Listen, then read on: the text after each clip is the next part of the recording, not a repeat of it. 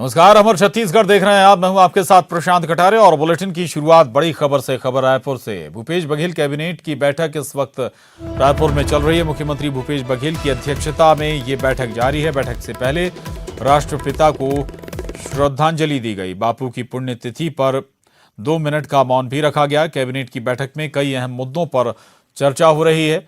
CAA के खिलाफ प्रस्ताव लाने पर भी चर्चा हो सकती है। तो भूपेश कैबिनेट की इस वक्त बैठक चल रही है रायपुर में।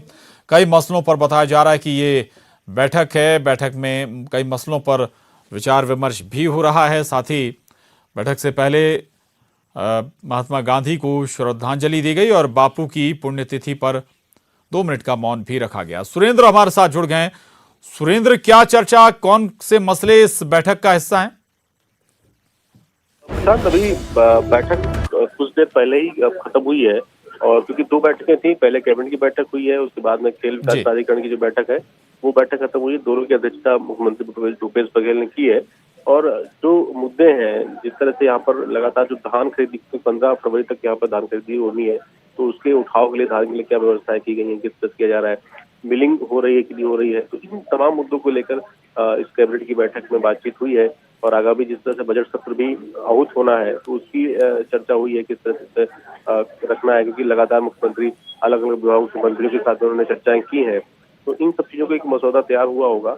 तो अभी कुछ देर बाद प्रेस ब्रीफ होगा, तो उसमें किन मुद्दों को लेकर क्या बातचीत हुई है। लेकिन ये जरूर है कि खेल विकास प्राधिकरण की बैठक हुई है, तो उसमें खेल से संबंधित जो बहुत सारे मामले पेंडिंग हैं, तो उनको लेकर उमेश पटेल जो खेल मंत्री हैं उनके साथ में बातचीत हुई है, अधिकारियों के साथ बातचीत की है। तो वो सब चीजें हुई हैं। और कैबिनेट की बैठक और खेल विकास प्राधिकरण दोनों की बैठक फिलहाल अभी खत्म हो चुकी है। अब अधिकारी कुछ देर के बाद मंत्री आएंगे और उसके बाद ब्रीफ होगा। बिल्कुल सुरेंद्र, ये भी कहा जा रहा था कि सीएए के खिलाफ प्रस्ताव लाने पर भी चर्चा हो सकती है, क्योंकि कई राज्य सीएए के खिलाफ प्रस्ताव भी पारित कर चुके हैं। इनमें कांग्रेस शासित राज्य भी हैं। तो क्या इस पर भी कोई विचार विमर्श हुआ है, कोई चर्चा हुई है क्या? देखिए, जिस तरह से सीए को लेकर लगातार मुख्यमंत्री भूपेश बघेल इसका विरोध करते रहे हैं और इस एक्ट को यहाँ पर छत्तीसगढ़ में लागू न करने के लिए उन्होंने बात लगातार उन्होंने कई मंचों पर कही है। तो यहाँ पर बातचीत जिस तरह कैबिनेट में प्रस्ताव को लेकर जो बातचीत हुई है, चर्चाएं तो हुई हैं, लेकिन उस प्रस्ताव के रूप में अब उसका प्रतिपादन हुआ है कि नहीं हुआ है, ये देखने वाली बात होगी। तो उसके बाद में मीडिया से सीधे वो बातचीत करेंगे, उसके बाद में सारी चीजें स्पष्ट हो जाएंगी। बिल्कुल, यानी कि कई महत्वपूर्ण मसले हैं जो इस कैबिनेट में आए रखे गए, चर्चा हुई और कुछ देर में तस्वीर साफ हो जाएगी। लेकिन स्पष्ट इस पर कह सकते हैं कि रुख हमेशा से रहा है सीएए को लेकर। जब से ये सीएए कानून बना है, छत्तीसगढ़ सरकार या मुख्यमंत्री भूपेश बघेल इस पर अपना रुख स्पष्ट करते रहे हैं। तो क्या, और इस पर बहुत बेबाकी से बोलते भी रहे, तो क्या ऐसी संभावनाएं हैं क्या, या फिर आशंकाएं हैं क्या कि कोई प्रस्ताव लाया जाए छत्तीसगढ़ विधानसभा में?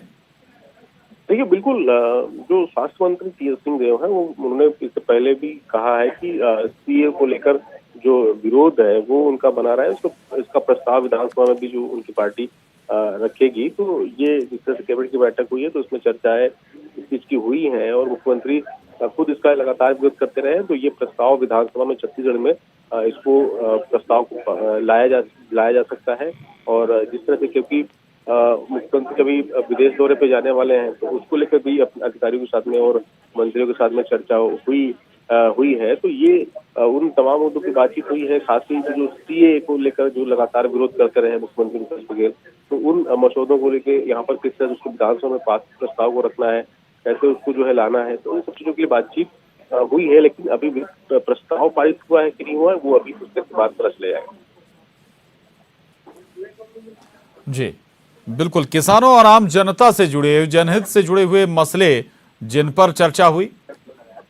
बिल्कुल, जिस तरह से अभी बिल्कुल प्रशांत, जिस तरह से जो धान खरीदी छत्तीसगढ़ में हो रहा है, उसमें 1815 1835 रुपए जो समर्थन मूल्य तय किया गया है, उसके हिसाब से किसानों को उसका मूल्य दिया जा रहा है। जो 2500 रुपए प्रति क्विंटल के हिसाब से किसानों को देने की बात कांग्रेस सरकार ने की थी, तो उस पर किस तरह से उसको कैसे जो अंतर की राशि है उसको कैसे दिया जाए, उसके लिए एक उप जो मंत्रिमंडलीय समिति थी वो बनाई गई थी। उसमें 5 मंत्री को शामिल किया गया था। वो अब पिछले दिनों अलग अलग जिलों का उन्होंने दौरा किया है, तो उसकी भी उन्होंने इसमें कैबिनेट की जो बैठक हुई है उसमें चर्चा हुई है कि किस तरह से इसको रखा जाएगा कि जो अंतर की राशि जो है 2500 रुपए और 1835 के बीच की, तो कैसे किसानों को दी जाए, किस रूप में दी जाए। बिल्कुल सुरेंद्र, यही एक बड़ी चुनौती भी है। 2500 रुपए समर्थन मूल्य जो धान के एवज में देने का वादा सरकार का है, लेकिन केंद्र और राज्य दोनों के बीच इसी को लेकर गतिरोध बहरहाल बना हुआ है। शुक्रिया सुरेंद्र आपका इस पूरी जानकारी के लिए, धन्यवाद। आगे बढ़ते हैं। रायपुर पुलिस मुख्यालय में भी राष्ट्रपिता महात्मा गांधी और अन्य शहीदों को श्रद्धांजलि दी गई। डीजीपी डीएम अवस्थी समेत अन्य पुलिस अधिकारियों ने बापू को नमन किया और उनकी शहादत को याद किया।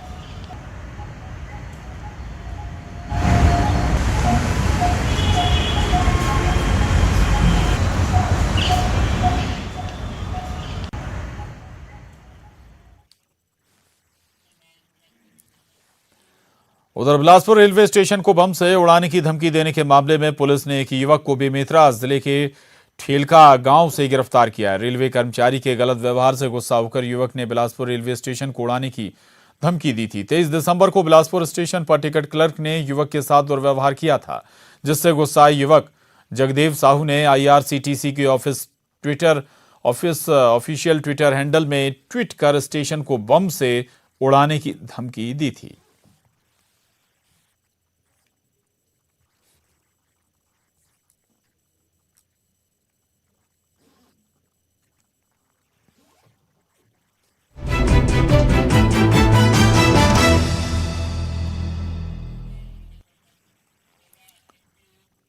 उधर पंचायत चुनाव के दूसरे फेज के लिए कल मतदान होगा। 21 जिलों के 36 विकास खंडों में 2505 ग्राम पंचायतों में चुनाव होगा। 19,870 पंच पद के लिए 48,952 उम्मीदवार चुनावी मैदान में हैं। वहीं 2,396 सरपंच पद के लिए 10,496 उम्मीदवार ताल ठोक रहे हैं, जबकि 658 जनपद सदस्य के लिए 2,870 उम्मीदवार अपना दम गांव की सरकार के लिए दिखा रहे हैं।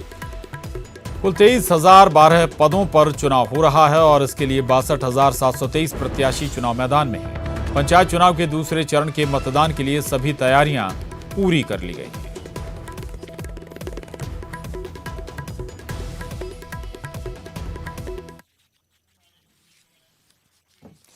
उधर मुंगेली के पथरिया विकासखंड में दूसरे चरण के मतदान की सभी तैयारियां पूरी कर ली गई हैं। मतदान दलों को मतदान सामग्री के साथ रवाना किया जा रहा है। पथरिया विकासखंड के ब्लॉक के 96 ग्राम पंचायतों में पंच, सरपंच, जनपद सदस्य और जिला पंचायत सदस्य के लिए कल सुबह 7 बजे मतदान शुरू होगा। मतदान के लिए 255 मतदान केंद्र बनाए गए हैं।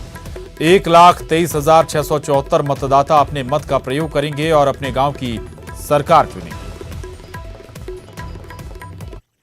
वाले को दो जोन में बांटा गया है और 2 जोन के अंतर्गत में 5 सेक्टर बनाया गया है। इस निर्वाचन में जीओस की अलग पेट्रोलिंग रहेगी और इसके अलावा जो है सेक्टर अधिकारियों के साथ में हमारा 22 पेट्रोलिंग हमने तैयार किया है। लगभग सभी मतदान केंद्रों को कवर कर लिया गया है। हमारी पूरी तैयारी है स्वतंत्र और निष्पक्ष। और युगल तिवारी हमारे साथ जुड़ गए हैं रायपुर से और जानकारी के साथ। युगल, त्रिस्तरीय पंचायत चुनाव के दूसरे चरण की क्या तैयारियां? जी देखिए, दूसरे चरण का मतदान है वो कल होना है और पूरे हम राज्य की बात करें तो छत्तीसगढ़ के 21 जिलों के 36 विकास खंडों में यहाँ पर चुनाव होना है। 30 लाख जो 56,648 जो मतदाता हैं वो मतदान करेंगे और इसके लिए 1882 जो मतदान केंद्र हैं उसको संवेदनशील घोषित किया गया है और अति संवेदनशील जो मतदान केंद्र है उसकी संख्या है वो 442 बताई गई है। इसमें राजनीतिक जो दृष्टि से जो संवेदनशील है वो मतदान केंद्र है और माओवाद प्रभावित क्षेत्रों से जो संवेदनशील है वो मतदान केंद्र है। अगर हम पदों की बात करें तो 4 चुनाव इसमें होने हैं, जिसमें जो है 23,000 13 पदों का चुनाव होना है और कुछ 2505 ये जो पंचायतें हैं उस पर यह चुनाव संपन्न होगा। तो उसकी पूरी जो व्यापक तैयारियां हैं वो कर ली गई है और एक जो मतदान केंद्र में 5 अधिकारी रहेंगे और उसमें पृथक से जो जनपद और जिला पंचायत के जो चुनाव होते हैं, इसीलिए पहले जब 4 मतदान दल होता था उसकी संख्या बढ़ा करके 5 कर ली गई है। तो कुल मिलाकर यही कहा जा सकता है कि मतदान केंद्रों में जब लोग आएंगे और जो उत्साह से मतदान करेंगे और उसके पहले जो सुरक्षा व्यवस्था की जो तमाम तैयारियां हैं वो भी पूरी कर ली गई है। खास तौर पर जो माओवाद प्रभावित क्षेत्र हैं, जिला हैं, उनमें भी व्यापक सुरक्षा के इंतजाम किए गए हैं। वहाँ 2 बजे तक मतदान होगा और बाकी जो है वहाँ पर 3 बजे तक जिस तरह से मतदान चलेगा। तो पूरी तैयारी राज्य सूचना आयोग ने कर ली है और इसमें जिस तरह से जो प्रत्याशी की अगर हम बात करें तो 62,000 पहले चरण में तो सुरक्षा के मद्देनजर यही करें कि शांतिपूर्ण तरीके से चुनाव निपट गया। अब दूसरे चरण का ही जिक्र चूंकि बात हो रही है तो सुरक्षा की दृष्टि से आप बता रहे हैं कि कुछ माओवादी प्रभावित क्षेत्र भी दूसरे चरण में है। वहां की व्यवस्थाओं में क्या डिफरेंस नजर आ रहा है? क्या सतर्कता बरती जा रही ताकि शांतिपूर्ण चुनाव वहां भी आराम से निपट जाए? जी देखिए, पंचायत चुनाव में दरअसल जो चुनाव होता है लोग काफ़ी उत्साह के साथ इसमें भाग लेते हैं क्योंकि स्थानीय स्तर का ये चुनाव होता है, तमाम लोग इसमें हिस्सा लेते हैं। अगर माओवाद जिलों की बात करें वहाँ पर जिस तरह से चुनाव जब होंगे तो उसके लिए जो फोर्स है उसको अलग से डिप्लॉय किया गया है। इसके साथ ही साथ जो माओवाद दृष्टि से जो अति संवेदनशील मतदान केंद्र है 742 है, उसमें राजनीतिक दृष्टि से जो मतदान केंद्र है जो संवेदनशील माना गया है उसकी अलग अलग तैयारी राज्य जो निर्वाचन आयोग है उन्होंने की है। इसके अलावा पुलिस बल की जो संख्या है वो काफी तादाद पे लगाई गई है और जिस तरह से तत्काल चुनाव होंगे वहां पर जो परिणाम भी तत्काल घोषित किए जाएंगे। हालांकि बिल्कुल युगल दूसरे चरण के मद्देनजर आप बता रहे हैं कि जो खासतौर से नक्सल प्रभावित क्षेत्र हैं वहां पर कहीं ज्यादा सतर्कता बरती जा रही है। अतिरिक्त पुलिस बल भी वहां पर डिप्लॉय किया जाएगा ताकि गड़बड़ी ना हो पाए। बहुत शुक्रिया, धन्यवाद। और ब्रेक के बाद बड़ी खबर जगदलपुर से। कुपोषण के बाद मलेरिया का कहर अब देखने को मिल रहा है। जगदलपुर में मलेरिया की चपेट में बस्तर के बच्चे आ गए। 15 दिन में 1189 बच्चे पीड़ित मिले हैं। मलेरिया मुक्त अभियान की रिपोर्ट से खुलासा हुआ है 460 घरों में मलेरिया मच्छर का लार्वा मिला है। तो ये बड़ी खबर है जगदलपुर से। कुपोषण के बाद अब मलेरिया का कहर जगदलपुर में देखने को मिल रहा है। मलेरिया की चपेट में बस्तर के बच्चे आ गए हैं। 15 दिन में 1189 बच्चे पीड़ित मिले हैं। विनोद कुशवाहा हमारे साथ जुड़ गए हैं और जानकारी के साथ। विनोद, क्या स्थिति अभी और कैसे निपट रहा है स्वास्थ्य महकमा इससे? देखिए, मलेरिया मुक्त बक्सर का अभियान जो है काफी लंबे समय से चल रहा है और उसके लिए तरह तरह की कवायद जो है स्वास्थ्य विभाग कर रहा है, लेकिन ऐसा लगता नहीं है कि जो भी कवायद हो रही है शायद लगता है कि कागजों में हो रही है और यही वजह है कि लगातार आंकड़े इस तरह के सामने आ रहे हैं।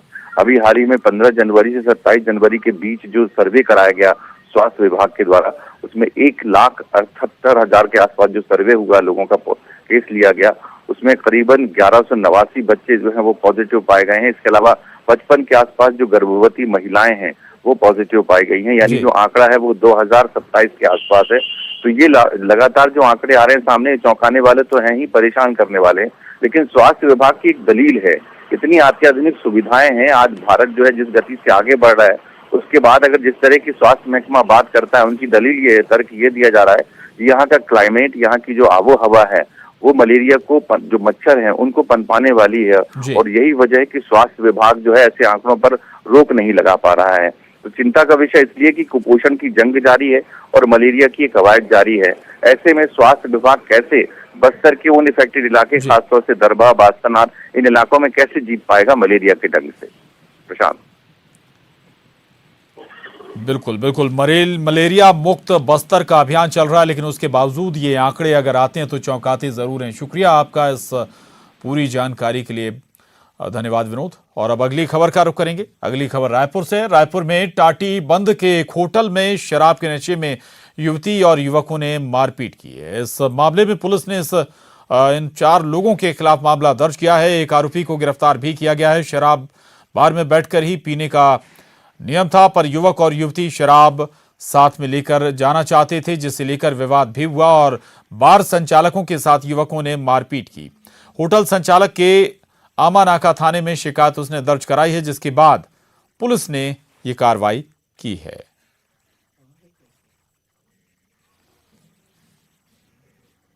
ये तस्वीरें देख रहे हैं आप, रायपुर से ये तस्वीरें सामने आई हैं। अगली खबर का रुख कर रहे हैं। अगली खबर धमतरी से। धमतरी के गंगरेल बांध में हुए नाव हादसे में लापता बच्ची का शव मिला है। 5 साल की बच्ची का शव 42 घंटे के ऑपरेशन के बाद मिला है। मंगलवार की शाम को गंगरेल बांध में नाव हादसे के बाद बच्ची लापता हो गई थी और अब इस हादसे में मरने वालों की संख्या बढ़कर 3 हो गई है। तो गंगरेल बांध में हुए नाव हादसे में लापता बच्ची का शव बरामद कर लिया गया है। दरअसल 5 साल की बच्ची के शव को तलाशने की कोशिशें लगातार जारी थीं। लगातार रेस्क्यू ऑपरेशन चलाया जा रहा था और आखिरकार 42 घंटे के रेस्क्यू ऑपरेशन के बाद बच्ची का शव बरामद किया गया है। मंगलवार की शाम को गंगरेल बांध में नाव हादसे के बाद बच्ची लापता हो गई थी।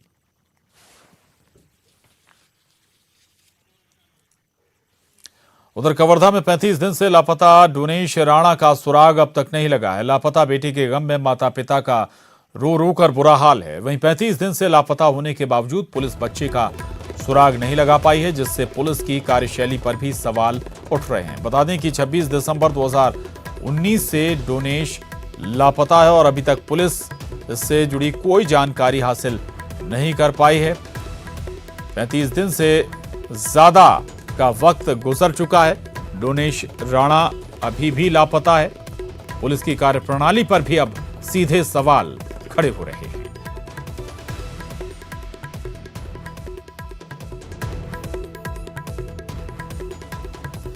उधर गरियाबंद नगर पालिका में एक इंजीनियर को शिकायत मिलने के 2 घंटे के भीतर पद से हटा दिया गया। इंजीनियर महेंद्र साहू पर पीएम आवास योजना में गड़बड़ी करने की शिकायत वार्ड 12 के लोगों ने पालिका अध्यक्ष से की थी।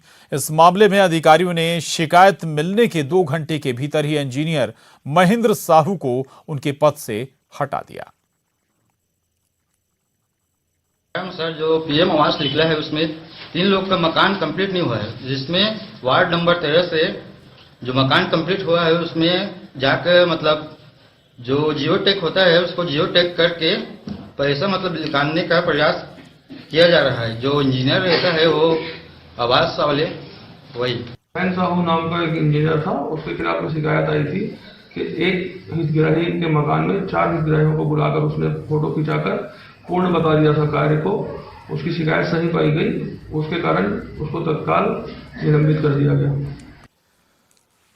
उधर हाईकोर्ट के आदेशों की अनदेखी देश के साथ ही प्रदेश भर के अधिकारी लगातार कर रहे हैं। इसको लेकर हाईकोर्ट के वकील संतोष पांडे ने चीफ जस्टिस को एक पत्र लिखा है। पत्र में उन्होंने लिखा कि अधिकारियों में हाईकोर्ट के आदेश का जरा भी खौफ नहीं है। लगातार कोर्ट की अवमानना का मामला बढ़ता जा रहा है। वकील संतोष पांडे के मुताबिक हाईकोर्ट में 2015 से दिसंबर 2019 तक अवमानना के करीब 4,591 मामले आए हैं। 4,124 मामले को खत्म कर दिया गया है, जबकि 161 मामले पेंडिंग हैं। याचिका लेकर आने वाले याचिकाकर्ताओं पीड़ितों को हाईकोर्ट के आदेश से राहत तो मिल रही है, लेकिन इसके कंप्लायंस और इन आदेशों के गुणवत्तापूर्ण पालन किए जाने में सरकारी अफसर ध्यान नहीं दे रहे। हाईकोर्ट के आदेशों के पालन किए जाने का कोई निश्चित नियम गाइडलाइन नहीं होने से अफसरों के खिलाफ कार्रवाई नहीं हो पाती। हाई कोर्ट में अवमानना के मामले लगातार बढ़ रहे हैं और जिस क्वालिटी के साथ इन मामलों का निस्तारण होना चाहिए वो नहीं हो पा रहा है और उसके कारण जो है अधिकारियों का मनोबल बढ़ रहा है। वो लगातार हुक्म-उदूली कर रहे हैं, प्रॉपर पालन नहीं कर रहे हैं, गुण दोष के आधार पर जो है अच्छा काम नहीं हो रहा है। तो मैं इस मामले को माननीय उच्च न्यायालय के संज्ञान में लाया हूँ और मैंने पत्र सौंपा है रजिस्ट्रार जनरल महोदय के माध्यम से, ईमेल भी भेजा हूँ। और उधर मुंगेली जिले में धान खरीदी में बड़ी गड़बड़ी सामने आई है। सूत्रों के मुताबिक खुड़िया पुलिस चौकी प्रभारी मालाकार ने अधिकारियों को धान की बोरियों से अवैध तरीके से धान निकालते पकड़ा है, जिसके बाद चौकी प्रभारी ने 2300 बोरी धान को जब्त किया है। कलेक्टर सर्वेश्वर नरेंद्र भूरे ने दोषी के खिलाफ एफआईआर करने के निर्देश दिए हैं। वहीं धान खरीदी प्रभारी जुगल किशोर साहू ने इसे साजिश बताया है। जुगल किशोर के खिलाफ पहले भी लाखों रुपए के धान घोटाले के मामले चल रहे हैं। आरोप लगाया जा रहा है, ये सीधा इन लोगों के द्वारा षड्यंत्र के तहत ये मेरे को फंसाने के उद्देश्य से किया जा रहा है। क्या है, मेरे व्यक्तिगत किसी से मेरे विवाद। और इसके साथ ही बुलेटिन में बस इतना ही। खबरों का सिलसिला लगातार जारी है।